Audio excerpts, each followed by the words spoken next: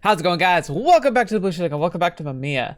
Last time we were here, we're running through Akiba with Mina, the maid of Akihabara. I don't know. It's very strange, but we're trying to figure out, like, so at the very beginning of this game, we see all the characters attending a funeral, and the funeral is for Natsumi, and apparently the character we're playing as now was friends with Natsumi and like knew him from before, like very specifically. Whereas the last character we played didn't seem to be all that familiar with them for some reason. So I don't know why they were at the funeral. But in the course of that, we ended up calling their phone, and Mina here has that phone, and she believes that his death is suspicious. And so apparently we're trying to figure out exactly what was going on, maybe figure out like why he died. And it's very strange, but I'm really enjoying it so far. Also, we had one encounter when our homeless hero, I guess we can call him that, he went to sleep in a manga cafe, and when he was there, he met a small child, a little girl, who called herself Mamiya. So is that who Mamia is or not? Because like the other impression I got from Mamia was that of an adult, like not an adult maybe, but like at least like a male character, but maybe not. I'll have to just see. Because anyway, excuse me, maybe Mamia appears differently for different people. But we'll find out anyway. Sorry about me so like yawning. I had a weird night last night, but it's all good. We're gonna jump right into it. So let's get started. Oh yeah, so they had to sprint away because people were like, we ran into somebody who he might owe money or something, so they had to run away. Exhausted and out of breath, we both leaned against the wall to rest. It's that gosh darn outfit of yours. It stands out like a sore thumb. And it's your degenerate love life that got us into trouble with those thugs. Fetch. I kept staring at the ground while still trying desperately to catch my breath. That was when I saw Mina's hand. Whoa. Oh, I must have scraped it on something while you were running. She tried to downplay it, but her entire knuckle was covered in blood. I got disinfected. Huh? It's just a scratch. I don't think... Just shut up and tell me where the closest drugstore is. There's a convenience store on the main street, but... Good, let's go. I grabbed her other hand and hurried out of the alley. Making sure to take the least conspicuous route, I managed to grab some gauze from the convenience store, then headed straight for the bathroom. I washed the maid's hand with cold water. She was shivering all over. Just a scratch, my butt. The wound itself doesn't hurt. It was just the water that stung a little. Yeah, whatever you say. Come on, raise your arm. She obediently followed my commands as I used the wet toilet paper to clean her wound, then taped the gauze on top of it. There. You should be fine now. Let's go. Huh? You want something else? Thank you very much. I figured I should say thank you properly. Don't mention it. You have a surprisingly gentle side to you. You always say one too many. You always say one word too many. You know that. Oh, it looks like someone's calling me. Excuse me for a moment. Hello? Huh? Kana's got a fever. Yes, that's okay. I'm on my way. Sorry, Morichika, but I need to wrap up this investigation for today. What happened? A coworker of mine is called in sick, and I'm to take over her shift. Take care now. Wait, why are you following me? Huh? Because it sounds like fun. You have too much time on your hands. So? Just promise me you're not going to get in my way. Huh. I thought maid cafes would be more chaotic than this. I mean, it makes sense. I was just about to comment, it's probably a maid cafe, but I mean, that's like so obvious. Instead, the place looked like a high-class restaurant. The maids each wore long matching skirts and poured tea for their guests with graceful movements. I guess not all maid outfits look like the ones you see online. One of the girls looked kinda like my ex. I followed the maid with my gaze when I suddenly heard a voice from behind me. Huh. Look, it's that brute from the other day. What business do you have with our beloved Cinderella? Did I ever tell you? Did anyone ever tell you sound like a total nutcase? Oh, that's rich, coming from an uncultured liberating like yourself. He calls you a liberating.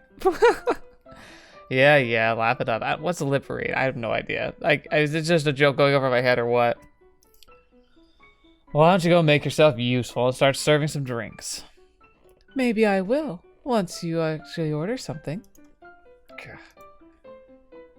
Mina, forget about the man and bring me my rice omelet. Right away, master. After a short while, Mina returned carrying a rice omelet on a tray. That's all you get for the price? What a ripoff. Hey, I can hear you. Quickly, Mina. Coming, master. Here, I'll draw you a pretty little heart. I think I'll go for special moe power. Master, that comes with an extra charge. Is that okay? Of course. Oh, I can't wait to see your moe power again. It's been so long. She's like, oh crap, he's right here though. Back in the day, people kept asking for it on a daily basis. Please, go ahead. Go get him, Tiger. Very well. Mina took a step back and spread her legs to shoulder width. Then, with ketchup bottle still in hand, she began spinning her arms. Moi, stop! Let me hear you shout. 1, 2. Mina! Thank you. I've successfully absorbed all your moe power. Phew. Mina, you rock. Oh, I'm so glad to be alive. And that's it. Dang, you're a real pro. How very nice of you to say that. I spent the rest of the time watching her work, which proved to be even more entertaining than I had initially thought. In the end, I actually sat through her entire shift on 1 glass of water. I must not have been very busy if they didn't bustle him out of there. Dang, it's already dark out. Well, the sun does set early in the winter. Oh, this reminds me. Would you care to have dinner together? I happen to know a good place around here.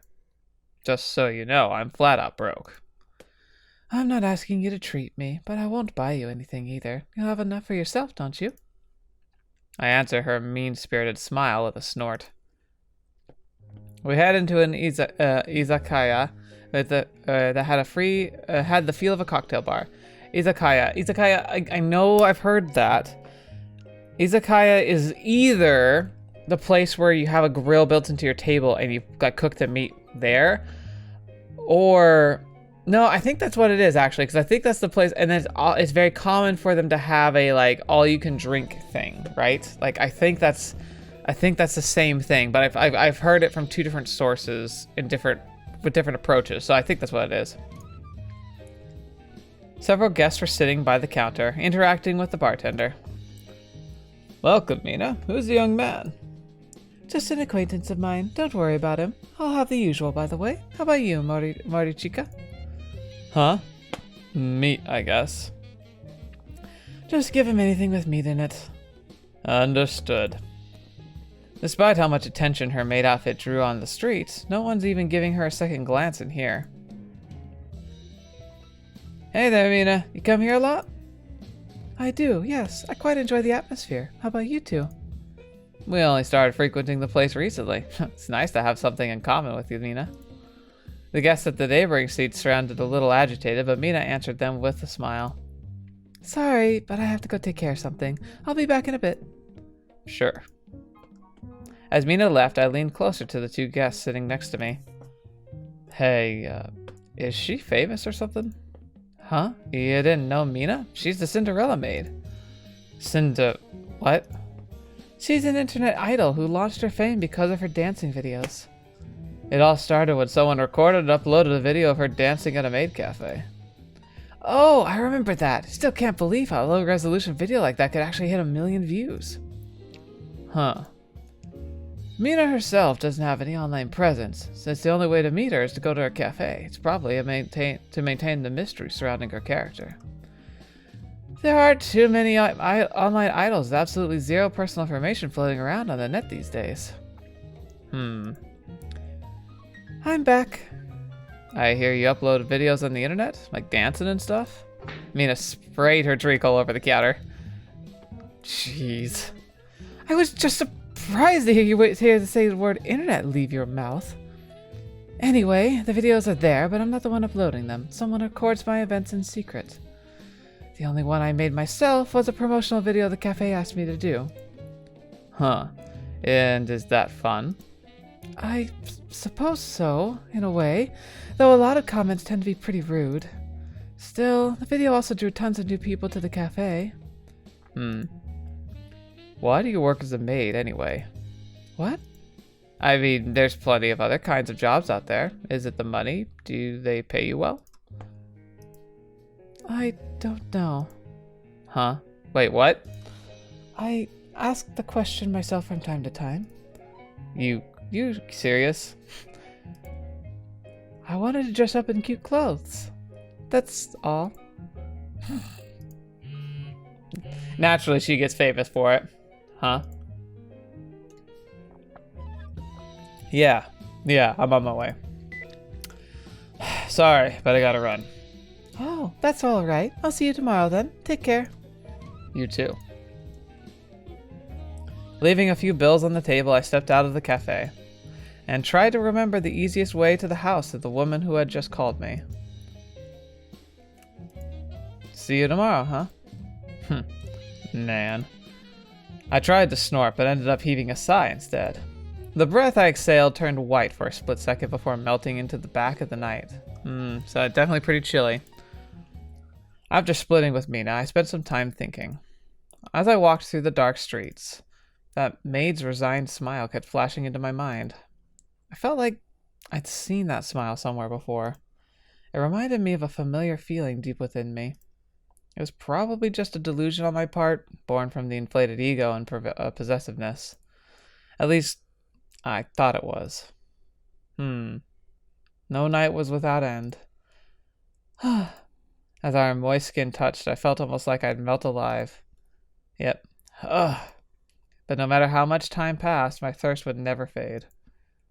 Oh, Haruki. I didn't understand why. I only thought I did. I'd always been alone, never able to connect with other people. I stepped out into the veranda to light a cigarette. Thankfully, the night breeze wasn't as cold as I'd anticipated. I thought I hated winter, but I guess nights like this aren't too bad either. I closed my eyes and let the cigarette smoke billow around me. You shouldn't smoke. Hearing someone's voice from behind me made me jump. Oh, it's her again. The fuck? Shh. The girl pressed a finger to her lips, stopping the scream in my throat. You shouldn't wake her. It took a long while for her to finally fall asleep. I took a step away from the girl and lit another cigarette, despite still feeling a little on edge. I mean, I would too. This is very strange. She had to be a manifestation of the stress I've been building on me, doing all sorts of things outside my comfort zone. I figured I'd just have to ignore her and she'd eventually disappear. Come now. I told you to stop doing that. Once again made an attempt to ignore the strangely translucent girl, but her voice rang out like it was seeping directly into my brain. You do it knowingly, I see. The girl closed her big round eyes in reprimanding fashion. I exhaled a silent breath, neither acknowledging nor denying her statement. Aren't you freezing out here? Smoking's bad enough. You don't want to compound it with a cold. It's going to affect your lungs.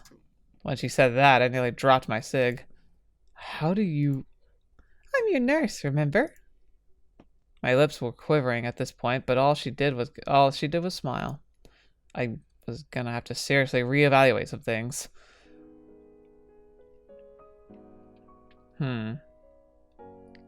What is up with this? Like, this is so weird. Who are you? I'm Mamiya. You're Mamiya. The moon shone upon the two figures standing on the balcony. The silky hair of the girl calling herself Mamiya gleamed in the cold evening light. The air spreading through my lungs was a mixture of cigarette smoke and inertia. This town had changed its appearance in the time between last and the first trains. The slumbering souls made no sound. They merely drifted around in limbo, waiting for the sky to whiten. Hey, want to take a short walk? As I turned my head, Mamia was there, smiling in the darkness. We made our way to the street in the middle of the night. The world was at its strangest between 3 and 4 in the morning. The majority of people would be in their beds, unable to even perceive it. But to me, it was the most important hour of the day. Mamiya, as cheerily as ever, walked beside me with calm, deliberate steps. I slowed my pace to allow her short legs to catch up. My thoughts kept coming back to Natsumi's death. I wonder if spending time with that maid had affected my brain. Death. A concept I was all too familiar with, one that had always hung around me. Everything was about Natsumi's passing was shrouded in mystery. His body was discovered after he had gone missing for 3 days, and by the time of the funeral, it had already been cremated. All we did was place flowers on a closed coffin. There were plenty of rumors. Some thought it was an accident, others speculated murder. The possibility of suicide came up as well, of course. I don't understand why he had to die. He wasn't the type to just... The maid's words grew louder in my head the more I thought about Natsumi. Ooh, that's some good thunder sound right there.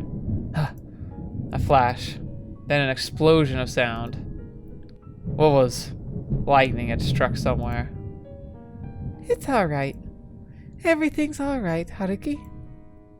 Did it light anything on fire? I wondered how it felt to be struck by lightning. What would be the last thing you saw before getting fried alive?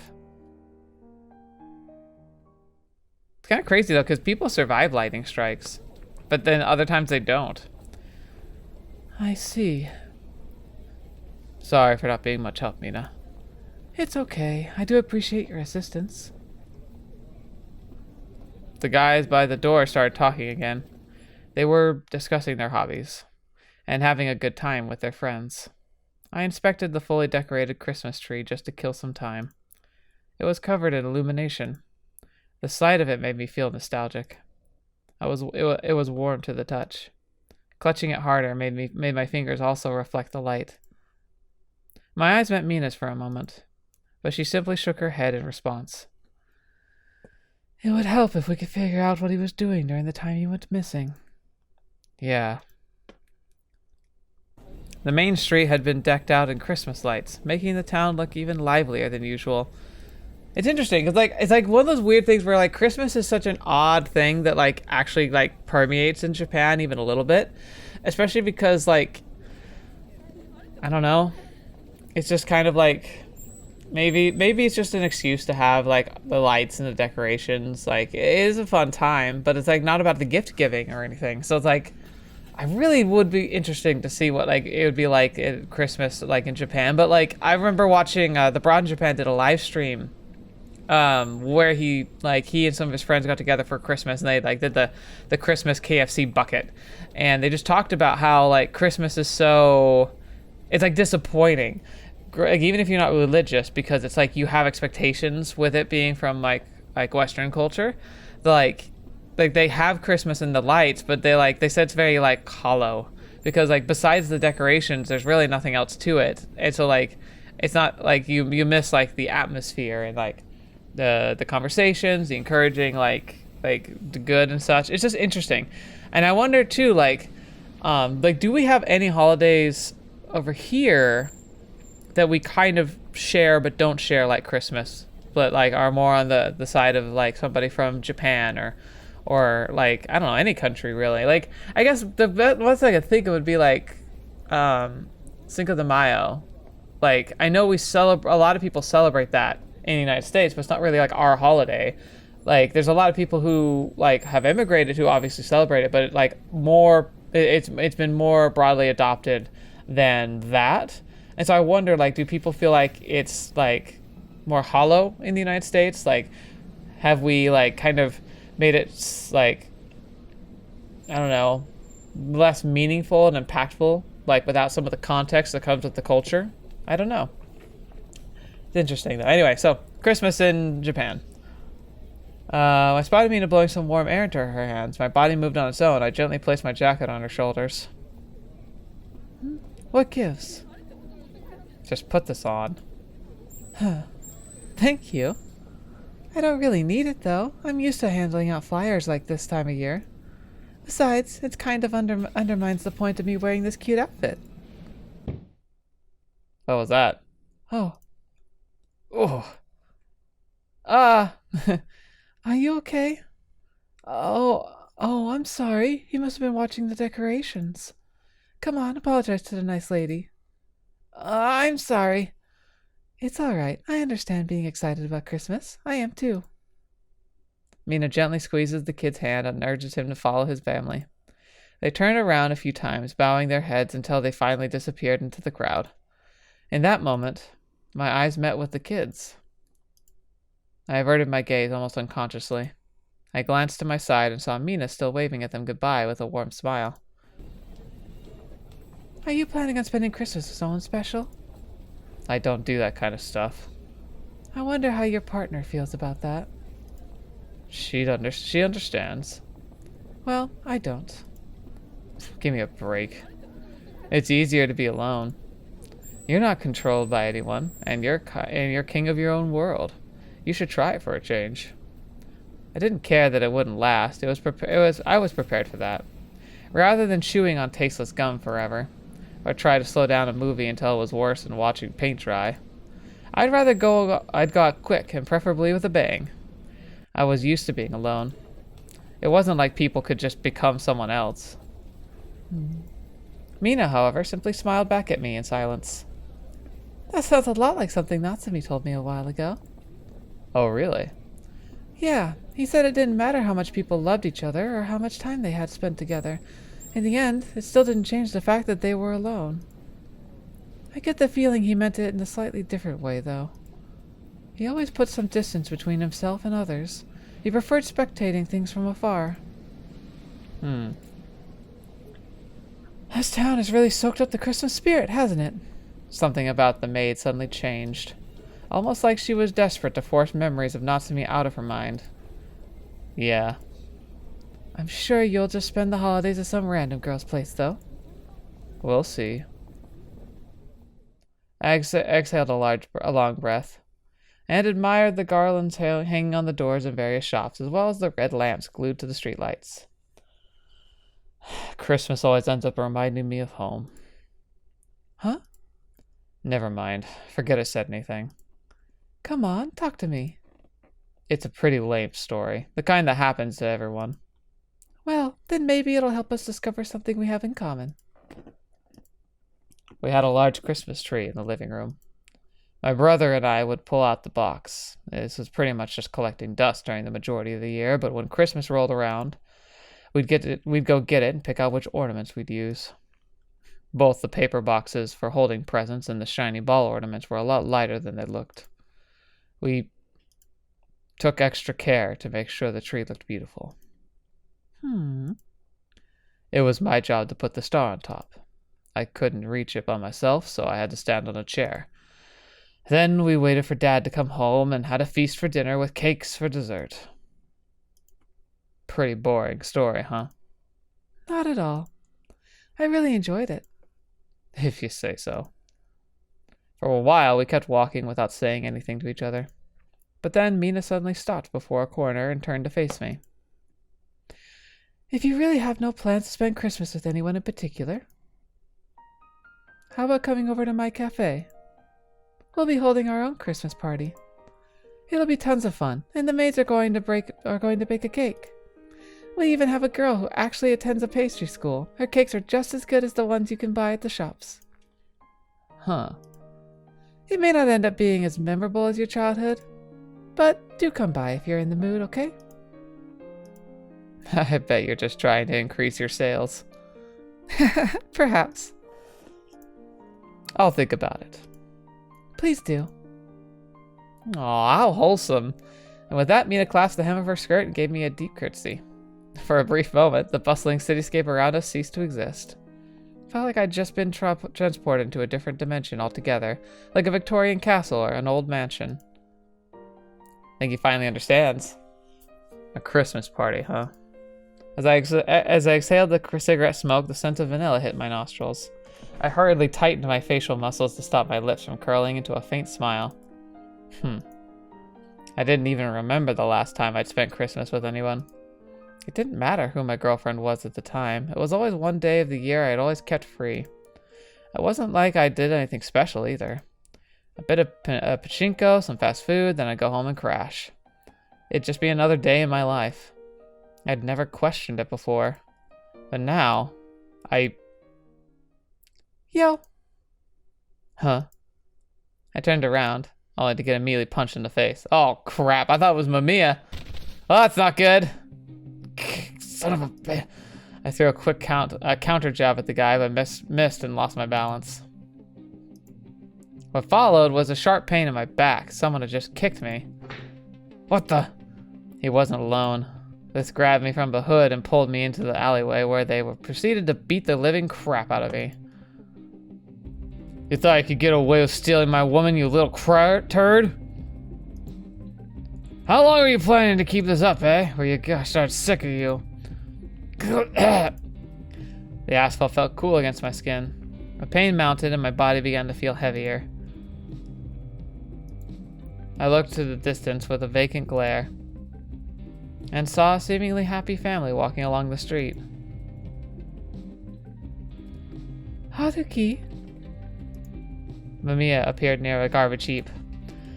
You look like you're in pain. I have to treat your wounds. No need, I'll live. Why? Why didn't you call me? I didn't want anyone's help. The nurse call button exists to be pressed, you know. Huh.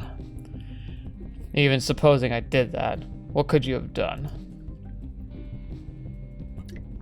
I staggered to my feet and began walking away. Where are you going? Are you looking for her? That's a great idea. I'm sure she'll patch you up. Shut the heck up. Even after I covered Mamiya's mouth with my hand, I could still hear a muffled chuckle. A movie theater? I didn't realize they showed movies this late into the night. One adult ticket, please. You don't need to buy one for me. Children don't seem to be allowed inside anyway. There's almost no one in here. Likely because you're the only one who would actually watch movies at this hour. It's a small theater. It almost always like this. Oh, this isn't your first time then? I come here whenever I can't sleep. I see. Now that you mention it, you used to read a lot, didn't you? Seriously? Who are you? I've told you. I'm Mamiya. How come I'm the only one who can see you? You're the only one that pushed the nurse call button. Why do you know things about me? I'm one of the few who understands you. Yeah, right. I mean it. I always know about the island that your brother talked about. Why do you know that? The lights were still on. I stood up and approached Mamiya. Haruki? That choked sigh. I'm going to ask again. Just who the heck are you? And why do you know so much about me? Calm down, Haruki. You even knew about the treasure island. Haruki, you're hurting me.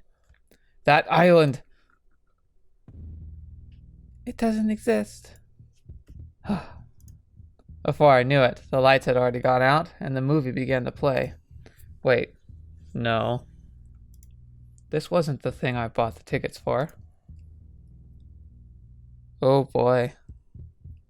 Haruki. I had to stand up. I had to get back on my feet as soon as possible. My body, however, suddenly felt like it was weighed by 1,000,000 tons. I couldn't move. Huh. My neck refused to move.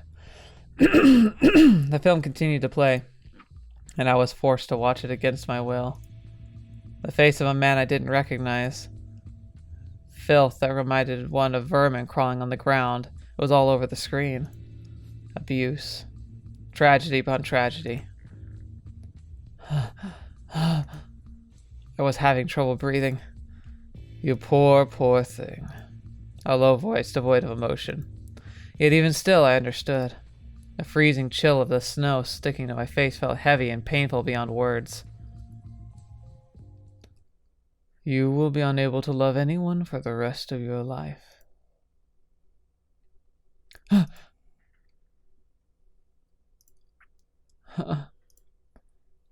Haruki. Ugh. He's like having a fit. Haruki! I couldn't breathe in the filth. It's alright. Everything will be alright. I'm right here with you. Mamiya stroked my back with slow, gentle movements. I felt frustrated and miserable. The treasure island.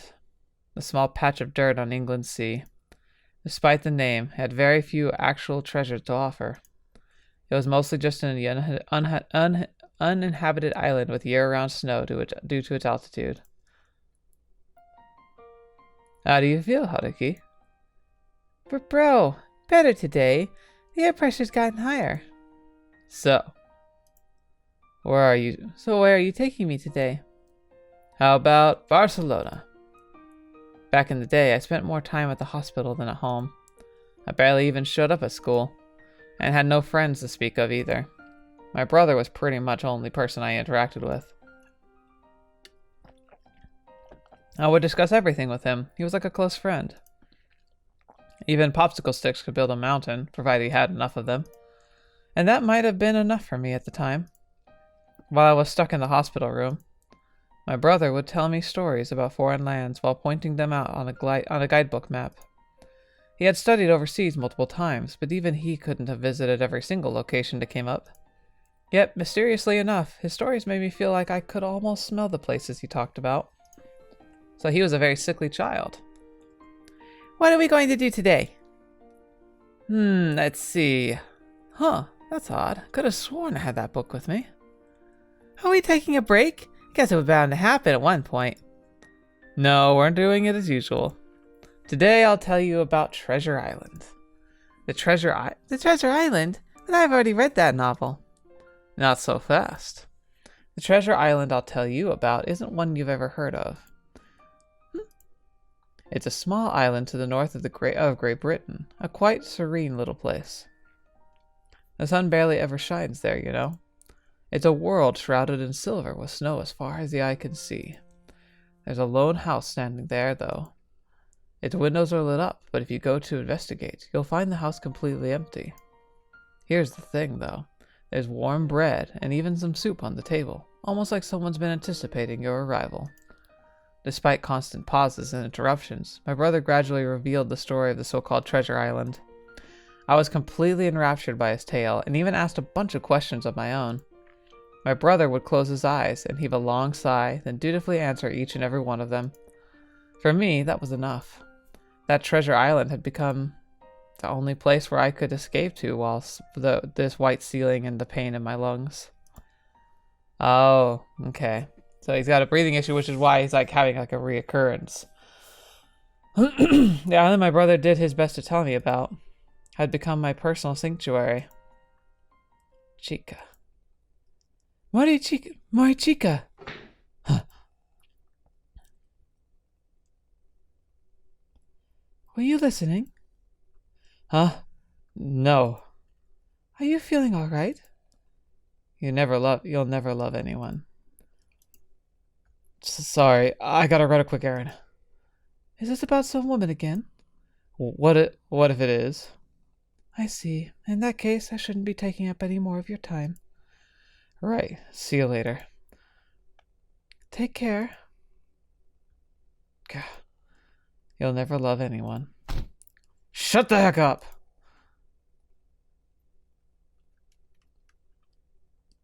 Haruki. Oh, sorry.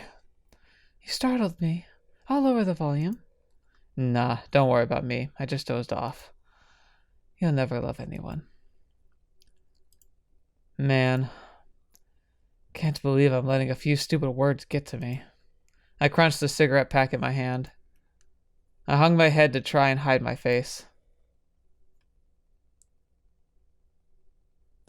I found a place that might help us learn something new about Natsumi.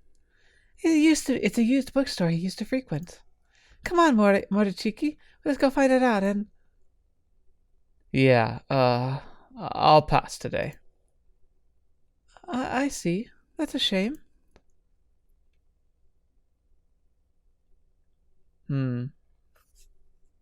Why is he being so distant with her all of a sudden?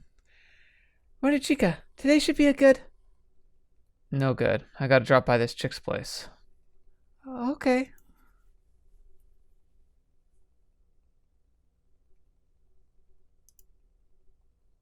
Your face tells me you want to say something. Could it be that you're not feeling up to the Christmas party? What makes you say that? I mean, you've been avoiding me ever since that day. Well, about that. You'll never love anyone.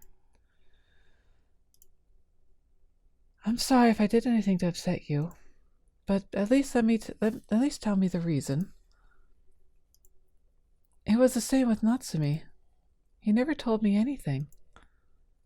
This has nothing to do with that. Then, tell me!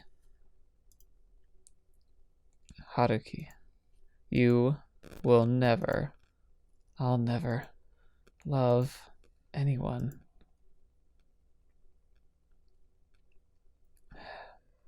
There's no special meaning behind Natsumi's death. None at all. And there's nothing off about it. Huh? Why are you saying this all of a sudden? Stop pretending you don't know.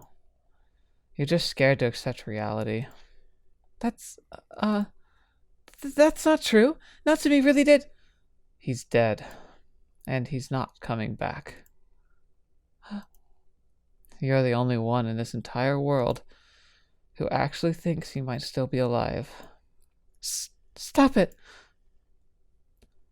You're the only one who's trying to attribute some meaning to his death. That was really mean. That was really mean. Why are you saying all this? Well, it was a pretty good way to kill some time, I'll give you that. A way to kill time? It's the only reason I did all of this. But I got bored, so I figured I might as well let you know. You see, sure, I enjoyed playing the detective for a while, but I've had enough. The maid's expression changed. You've been lying to me all this time. I should have known. She then curtly turned around and walked off. Well, I slowly put my arms back after realizing I had unconsciously reached toward her. I ended up all alone, with the cold, wintry air as my only companion. But wasn't that what I'd wanted? I brought an end to it with my own two hands. And yet, I simply stood there, unable to move an inch. What a fool. But he's not in his right mind, obviously. And let's be honest, nothing happy can happen in this story, obviously. Like, the writing was on the wall from the get-go. I hadn't seen the maid since that day. Her phone number, which was the only thing connecting us, no longer worked. The 5th exit to Akihabara station. I found myself waiting there for a whole day. Oh, now that I think about it, I never even learned her name.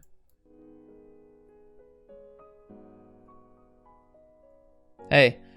Hey, Morichika. How you doing? Hey, Sotao. Yeah, I'm fine. But man, I haven't seen you here in a while. The guys even started suspecting you might have kicked the bucket. That's so. Dang, looks like Lady Luck's on your side today, Morichiki. Chica? Amazing, you're doing crazy well. Hey, Saito. I don't think I'm gonna need all these. Feel free to take them. Huh? You sure? Guess I'll take you up on that offer then. You okay, Morichika? Dang, I'm out of cigs. You gotta be kidding me. God. Why do I feel so pissed? It's easier to be alone. You're not controlled by anyone, and you're king of your own world. You should try it for a change. My very own words. It had been my dream to live a free life where I wasn't chained down by anything. And that dream came true. I was living that very life right now. Whatever. I never even liked the Maid to begin with. Good riddance, I say. No one likes a loud, impulsive brat. Her clear, innocent eyes, and the way she tried to come to terms with Natsumi's death. My phone suddenly rang. Suppressing my excitement, I quickly pushed the answer button. Come on, I thought... Hello? Haruki? Oh, Maki. What's that tone supposed to mean? I was worried you might have died. Well, I'm real thankful for your concern. Sounds like it was a good idea I called. You free tonight? I'll come over. After arriving at the apartment, I'd nearly forgotten the way to. I pulled Maki into my arms and kissed her before she even had the chance to greet me. Haruki, at least give me some time to... Shut up. I even made dinner. It'll get cold. Don't care. I can't believe Natsumi had such trashy friends. I think that's the building. Maruchika! Regret it all you want. Many nights had come and gone since then. It's so cold. You okay, Haruki? Yeah. I drowned myself in her body to seek shelter from the cold, to fill the void in my heart. But regardless of how many women I had bedded, I'd never found any warmth in their embrace. Oh, the movie had already ended. The other people around me began to file out of the room as the lights came back on. I didn't even remember what kind of movie I had watched. It took all I had to keep it together, as loneliness crashed down on me like a hydraulic press. Oh boy. My eyes hurt from the neon lights of the nighttime streets. Maruchika. Me! There was no one behind me. Up until now, I had viewed people as expendable commodities. I thought you could change friends and women like clothes. Even if you lost one, another could easily take their place. The cool December air bit into my skin with the chilliness of cold rejection. I had met countless people, yet made not a single genuine connection. In that sense, it was funny how our society actually functioned.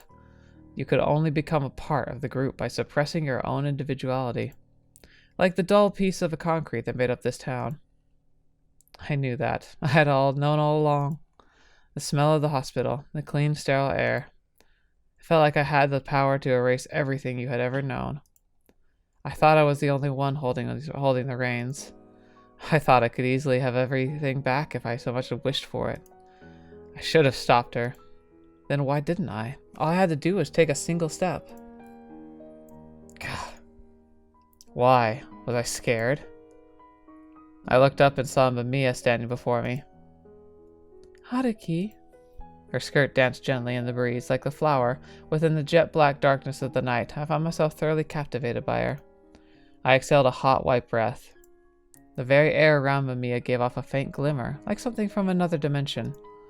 It had begun to snow, yet Mamiya kept her gaze focused on me. I had experienced nights like this countless times before, enveloped by a cradle of loneliness. I felt like my very existence was being rejected. Why do you keep showing up before me? Because I'm Mamiya. You make me sick. Go away. I can't. I'm your friend, remember? My friend? Yes.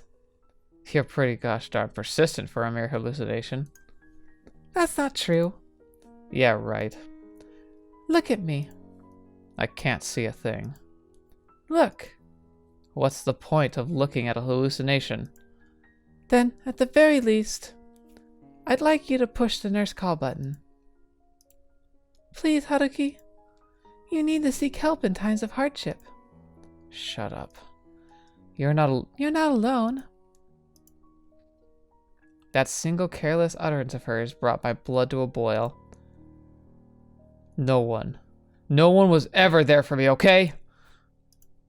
No one's gonna come to help, even when I scream. So, what's the point?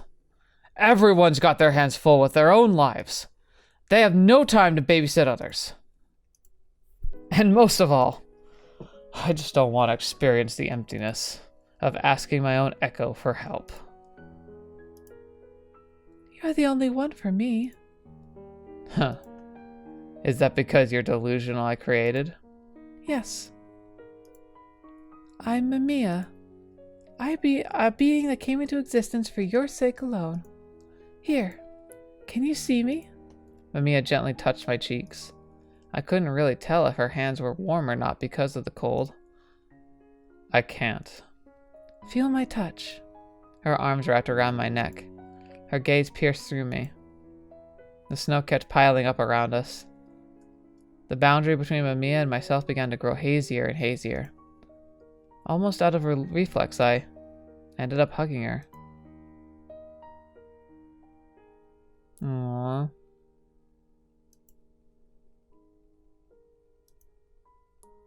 How about now? Yeah, I feel you just fine. I poured more strength into my embrace, not wanting to let go of her, to protect myself from the cold. Haruki? Mamiya? Yes. Don't leave me alone. I won't. I'll stay with you forever. So tell me, what the heck should I do? We'll figure it out together. Together. Just you and me. Oh, just you and me. Just you and I. I'm sure it'll go well.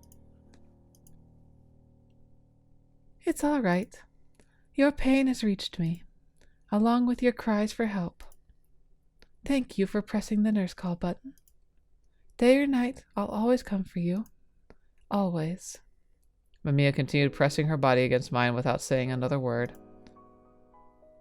I wondered, when all my wants and wishes had dried up, when I no longer felt the desire for anything in this town, what would become of me then?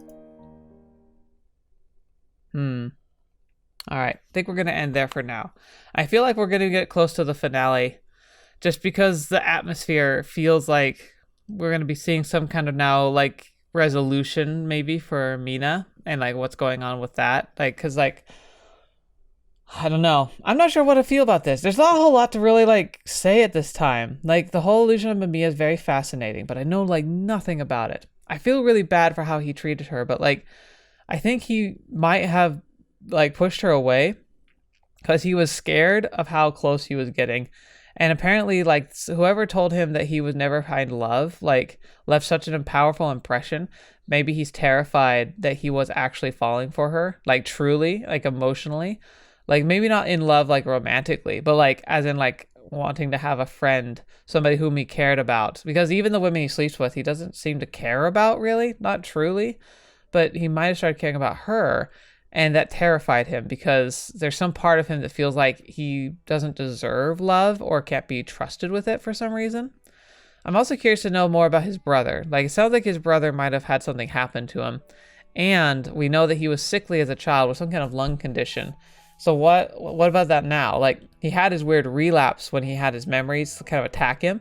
So is he still sick or not? There's a lot of just questions that I'm curious to find the answers to. So while this episode was very much more like kind of plotting and like moving forward with like the narrative itself, I feel like we got like no answers and just 100 more questions. But I've been enjoying it, so thank you guys so much for joining me today. Thank you for being here as always, and thank you especially to the patrons. They helped select this game. I'm very happy to do that, and I've got some good spicy things to share with you in the upcoming days. So look forward to a patron cast coming out fairly shortly, I'm sure. It should be a lot of fun, but I want to kind of nuts and bolts plan it out a little bit. But thank you guys so much for all your support and care. Until this video you're watching me up, see me next. I'll see you there.